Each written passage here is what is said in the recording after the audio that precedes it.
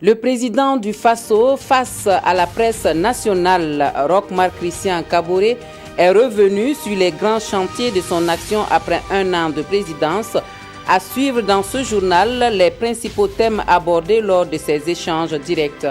Le Premier ministre de Guinée-Bissau à Ouagadougou, Oumarou El Mokhtar Sissoko Ambalo, chargé d'assurer la transition dans son pays, est venu prendre conseil auprès des plus hautes autorités de l'État burkinabé et parler coopération bilatérale avec Roch Marc Christian Kaboré. Bonjour à tous et merci de nous rejoindre pour les actualités de la mi-journée sur la télévision du Burkina. Un excellent appétit si vous êtes à table.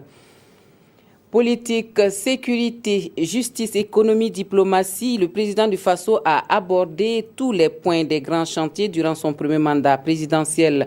Le dialogue direct entre Roch Marc Christian Kaboré et la presse nationale a duré 90 minutes.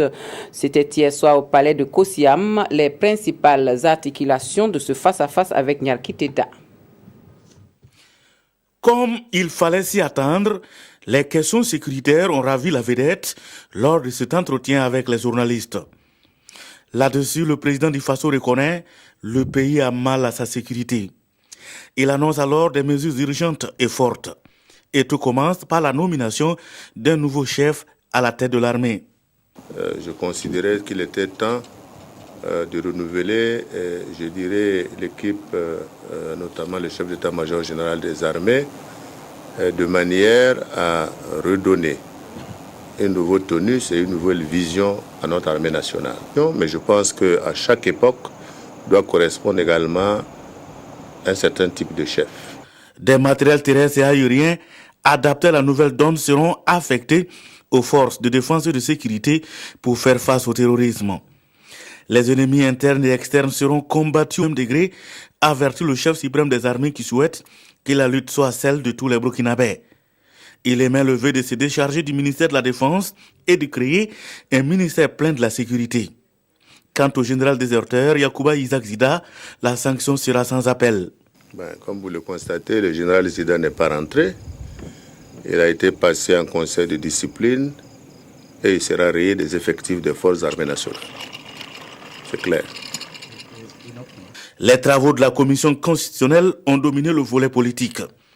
Là aussi, le président Kaboré s'est voulu on ne peut plus clair, pas d'émission de quiconque, reste que la voie du consensus est priorisée. Si le consensus n'est pas obtenu sur un point donné, dans les discussions de la commission constitutionnelle, on revient à la Constitution, au terme de la Constitution telle qu'elle existe. Le président du Faso ne va pas s'arroger le droit de dire voilà mon point de vue ici, là il faut changer, là pour modifier. Là, j'ai dit le consensus qui sera arrêté par les partis, ça sera également mon consensus. Il a aussi regretté l'affaire des tablettes de l'Assemblée nationale et récemment la distribution de 1 million à chaque élu du peuple, car pour lui, le contexte ne s'y prête pas. Dans le domaine socio-économique, l'an 1 de Roch au pouvoir reste marqué par l'apurement d'au moins 95% de la dette intérieure légale, les travaux des Ziga 2 pour accroître la capacité d'eau potable pour Ouagadougou et les localités environnantes. Toujours dans le domaine socio-économique, c'est aussi le lancement du programme d'insertion des jeunes, la prise de disposition pour mettre fin au chevauchement des années académiques à l'université dès octobre 2017. La mesure de la gratuité des soins, en marche depuis avril 2016, reste également l'un des points forts du volet socio-économique. Au bout de 9 mois de mise en œuvre de la mesure, plus de 14 milliards de francs CFA ont été injectés. Des problèmes certes, mais la mesure se poursuivra, insiste le président du Faso. Pour une réussite totale, le chef de l'État annonce la fin de la récréation à la CAMEC pour ce mois de janvier 2017. Roch, un président voyageur en 2016, le locataire de Kosiam indique « c'est un agenda normal et mieux, ces voyages ont été utiles ». Ils ont permis de redorer le blason de la diplomatie burkinabé assorti d'une confiance des bailleurs de fonds qui ont accepté de financer le PNDS à plus de 18 000 milliards. Le PNDS est déjà acté, aucun rond n'ira dans la poche d'un kidam, mais pour le développement intégral du Burkina dans la transparence, l'intégrité et la redevabilité, c'est-à-dire hors du muta-muta. Le Premier ministre de Guinée-Bissau séjourne depuis hier à Ouagadougou. Oumarou Mokhtar El Sissoko Embalo, nommé il y a 3 mois pour assurer la transition dans son pays, est venu prendre conseil auprès des plus hautes autorités burkinabè. La coopération bilatérale entre les deux pays a été aussi au centre de l'entretien ce matin entre Roch-Marc Christian Kaboré et le Premier ministre bissau-guinéen, qui a par la même occasion témoigné toute sa compassion au peuple burkinabè pour les attaques terroristes à Nosumbu. Nous l'écoutons. Arrivé hier au Burkina, le Premier ministre de la Guinée-Bissau est allé témoigner ce matin sa compassion et celle de son pays au président du Faso pour les attaques terroristes de Nosumbu. Évidemment, aujourd'hui, c'est une flagelle que tape tout le monde. Et nous sommes dans une zone, que vous le savez, que c'est une zone qui est très menacée par rapport au système sécuritaire. Évidemment, je suis venu aussi présenter la condoléance pour les choses qui s'est passées récemment à la frontière. Et évidemment, Guinée-Bissau ne peut pas se mettre à l'écart de cette situation. Donc, on a fait le point sur cette sujet. Il a ensuite échangé avec le président du Faso sur la coopération entre les deux pays. À Roch-Marc Christian Kaboré, il a réaffirmé la qualité des relations entre la Guinée-Bissau et le Burkina. Je suis là en tournée sub-régionale et je suis venu présenter mes vœux au président Kaboré et pour le rassurer que Guinée-Bissau et Burkina avaient toujours de très bonnes relations dans le cadre de notre coopération sud-sud. Et moi personnellement, je suis un ami de Burkina Faso. Et quand je suis nommé, je ne pourrais pas attendre assez longtemps pour passer témoigner mon attachement au Burkina, à peuple burkinabé. Ibrahima Sombier et Bouma Ernest Nebié signent la synthèse de cette audience. Parlons maintenant sécurité pour la fin de l'année avec ce dispositif particulier qui sera déployé par la police nationale pour permettre de fêter en toute tranquillité. 2000 policiers seront mobilisés, certains sur les carrefours et d'autres pour la sécurisation des lieux de culte et des patrouilles de dissuasion sont également prévues. Le commissaire central de la ville de Ouagadougou a annoncé ces mesures à la presse. Roger Bembamba, Maïmouna Traoré. 1085 policiers déployés dans 112 carrefours de la ville de Ouagadougou, 424 désignés pour la sécurisation des lieux de culte et les patrouilles de dissuasion. Pour ces fêtes de fin d'année, la police nationale a mis en place un dispositif particulier pour la sécurité des personnes et des biens. Pendant ces fêtes de fin d'année qui coïncident avec les congés scolaires, il y a beaucoup de déplacements à pied, en moto, en véhicule et par d'autres moyens.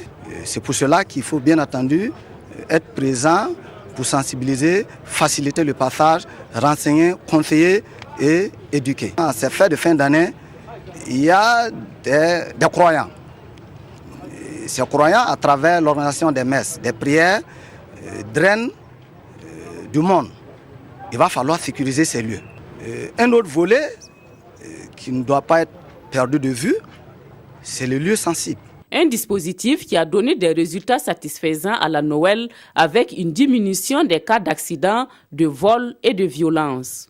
Je suis un policier, un combattant. Dire que nous ne serons pas à la hauteur, c'est décourager les hommes, c'est décourager les populations pour lesquelles nous sommes là. Je suis confiant que nous serons à la hauteur.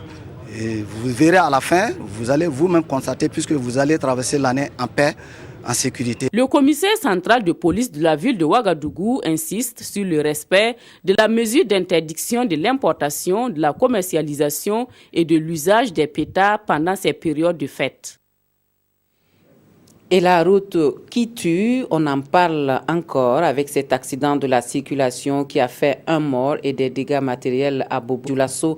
Il s'agit d'un camion qui a fini sa course dans une buvette. Selon les témoignages, le non-respect du code de la route est une fois de plus la cause de ce énième drame de la route. Le constat avec Karim Sissé. C'est en évitant d'écraser 2 adolescents tombés sur la chaussée que ce camion a terminé sa course dans ce maquis.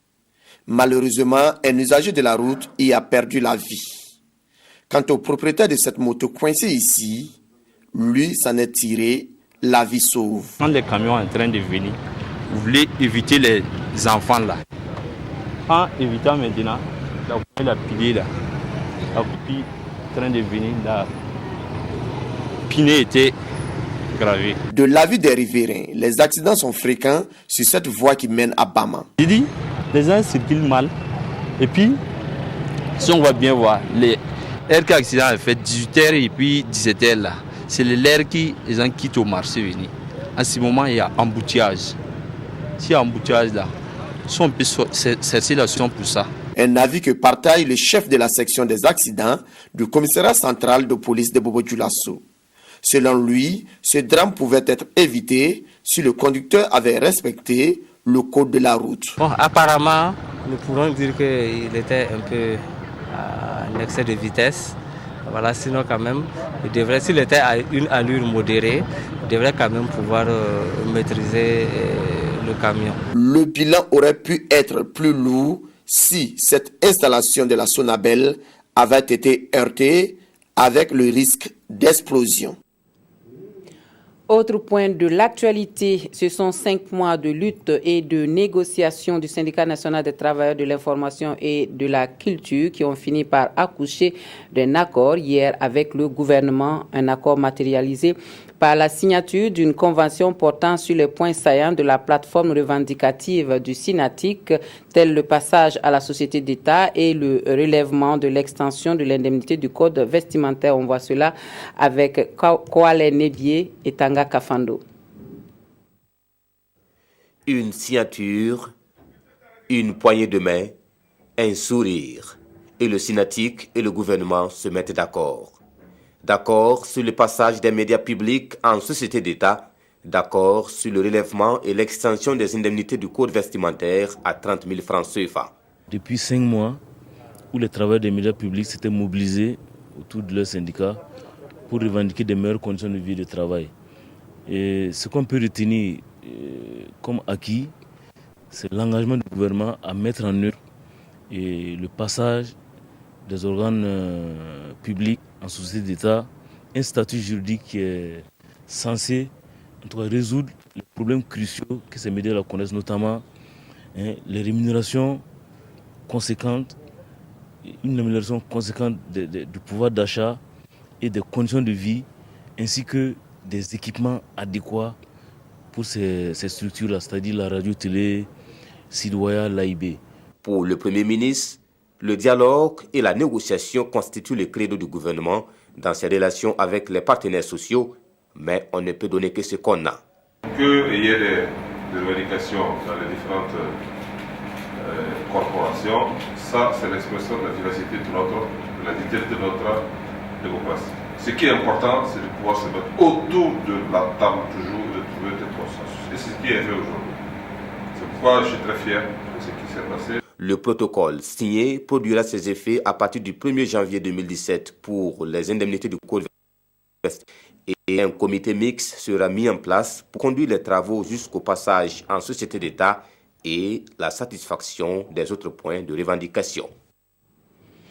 Il se tient à Ouagadougou une rencontre de validation de la stratégie nationale de développement de l'agriculture au Burkina Faso, une stratégie qui devrait faire la part belle à la modernisation de l'agriculture. Mathias Drabo, Frédéric Etienne Bassenga. Ces participants valident ici la stratégie nationale de développement de l'entrepreneuriat agricole. C'est un cadre pour passer en revue les différentes stratégies en vue de mieux moderniser l'agriculture au Burkina Faso. À cette rencontre, il va s'agir également pour ces spécialistes d'échanger sur l'amélioration des conditions structurelles de l'agriculture portées par des entreprises agricoles performantes. Il est unanimement accepté que nous ne pouvons pas nous en sortir au Burkina Faso ici tant que l'agriculture n'est pas modernisée. Pour cela que au niveau des différents référentiels de développement, et notamment le référentiel qui vient d'être adopté en 2016 du PNDS, et au niveau des actions menées au niveau de l'agriculture, la priorité est vraiment donnée au développement de l'entrepreneuriat agricole. Et pour pouvoir effectivement y parvenir, il faut quand même qu'on sache où on va.